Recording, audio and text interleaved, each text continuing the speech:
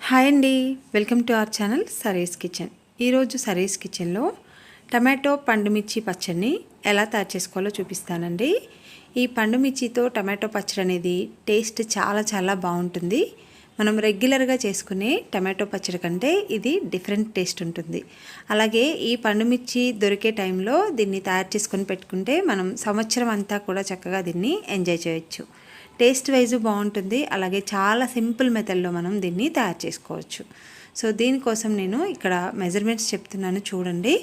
So నేను ఇక్కడ 1/2 kg పండుమిర్చి తీసుకున్నాను. వీటిని తొడిమలు తీసుకొని శుభ్రంగా వాష్ చేసుకొని తర్వాత తడి కొంచెం కూడా లేకుండా తుడుచుకొని పెట్టుకున్నాను. సో తొడిమలు ఉండగానే మనం వాష్ చేసుకోవాలండి. లేదంటే తొడిమలు తీసిన తర్వాత అయితే మనకు తొడిమలు తీసిన తర్వాత దాంట్లోకి వాటర్ పోతుందన్నమాట. సో అందుకని తొడిమలు ఉన్నప్పుడే వాష్ చేసుకొని శుభ్రంగా తుడుచుకొని ఆరబెట్టుకోవాలి. తర్వాత టమాటోలను కూడా ఇలాగా 1/2 kg టమాటోలు తీసుకోవాలి. సో 1/2 kg పండుమిర్చికి 1/2 kg టమాటోలు తీసుకున్నాను. సో ఈ 1/2 kg టమాటోలను కూడా శుభ్రంగా వాష్ చేసుకొని తడి లేకుండా తుడుచుకొని ఆరబెట్టుకోవాలి. మరీ దూరవి కాకుండా మరీ పండువి కాకుండా మీడియంగా కొంచెం వాటర్ కంటెంట్ అనేవి ఎక్కువగా ఉన్న టమాటోలను తీసుకోవాలి. అంటే ఫ్రెష్వి తీసుకుంటే సరిపోతుంది. తర్వాత చింతపండు. ఈ చింతపండు అనేది కేజీకి అయితే 250 గ్రాములు పడుతుందండి. అంటే 1/4 kg పడుతుంది. ఇక్కడ మనం 1/2 kg పండుమిర్చి తీసుకున్నాం కాబట్టి 125 గ్రాముల చింతపండుని తీసుకుంటున్నాను. ఈ చింతపండులో ఉండే ఈకలు గింజలు ఇవన్నీ కూడా శుభ్రం చేసుకొని పక్కన పెట్టుకోండి. తర్వాత ఇప్పుడు మనం ఆల్రెడీ టమాటోల్ని శుభ్రంగా వాష్ చేసుకొని తుడుచుకొని పెట్టుకున్నాం కదండి. ఇక్కడ పచ్చడి చేసుకునేటప్పుడు ఎక్కడా కూడా కొంచెం కూడా తడి అనేది తగలకూడదు. లేదంటే ఊరికనే మనకు పచ్చడి అంతా కూడా బూజొచ్చేస్తుందండి. సో అందుకని చాలా జాగ్రత్తగా వాటర్ తగలకుండా మనం పచ్చడి పట్టుకోవాలి. సో ఈ టమాటోల్ని ఇలాగా చింతపండులోకి వేసేసుకోవాలన్నమాట. ఒక బౌల్లో పెద్ద బౌల్ తీసుకొని ఆ బౌల్లోకి చింతపండుని వేసుకొని ముందుగా సో ఈ 1/2 kg టమాటోలను కూడా ఇలా కట్ చేసుకొని చింతపండులో వేసుకోవాలి. సో చూడండి, చింతపండులో వేసుకున్న తర్వాత ఇప్పుడు మనకు టమాటోల్ని కొంచెం ఇలా ఫోర్స్గా మనం చేత్తోని కలుపుకోవాలి. అప్పుడు దాంట్లో ఉన్న జ్యూస్ అంతా కూడా బయటకు వస్తుంది. ఈ చింతపండు అంతా కూడా ఈ టమాటో రసంలోనే నానాలి. సో అందుకని మనం ఇలాగా చేత్తోని బాగా కలుపుకోవాలన్నమాట. అలా కలిపితేనే మనకు టమాటోలో ఉన్న గుజ్జంతా కూడా బయటకు వస్తుంది.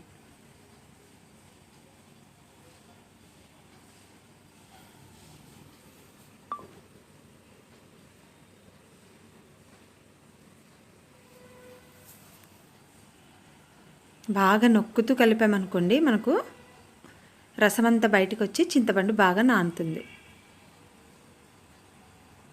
సో దీన్ని ఇప్పుడు పక్కన పెట్టుకోవాలి. 1 గంట పాటు మనం దీన్ని బాగా నాననివ్వాలండి. పక్కన పెట్టేసుకుంటే అది నానిపోతుంది. ఈలోపు ఇంకా మిగతా ప్రాసెస్ని చూసేద్దాం.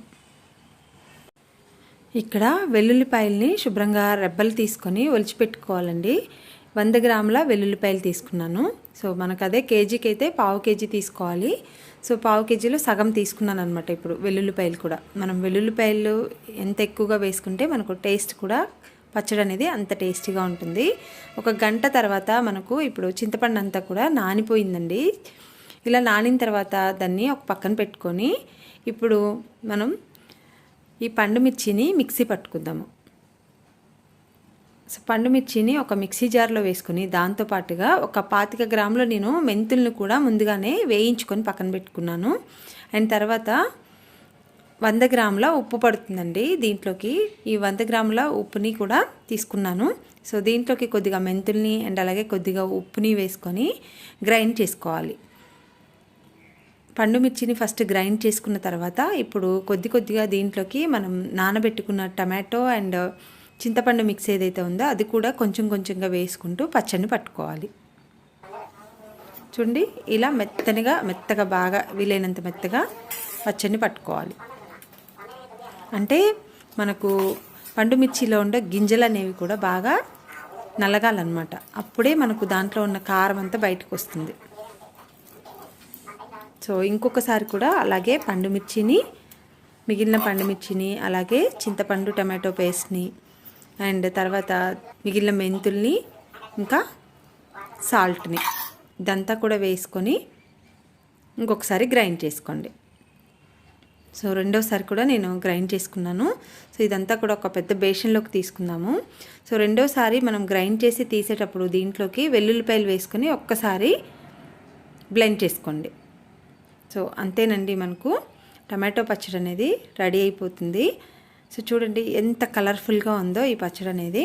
చాలా ఘాటుగా కూడా ఉంటుందండి. ఒక 2 రోజుల పాటు కొంచెం ఘాటుగా అనిపిస్తూ ఉంటుంది.